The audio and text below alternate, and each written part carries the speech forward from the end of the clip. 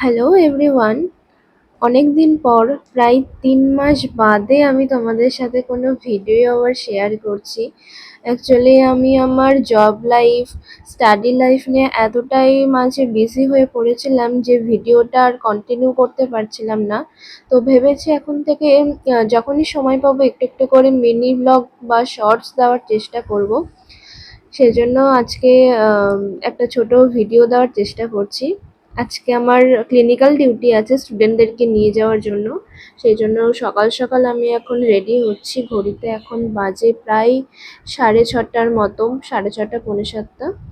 Ready হয়ে গেছি, খাওয়া দাওয়াও করে নিলাম আমি সকালে হালকা কিছু।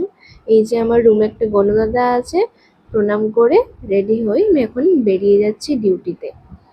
এটাই হলো আজকে আমার মর্নিং লাইফ। তো চলো, দেখা হচ্ছে আবার নেক্সট ভিডিওতে। আমিও ডিউটি চাই, তোমরাও সকলে ভালো থেকো। বাই।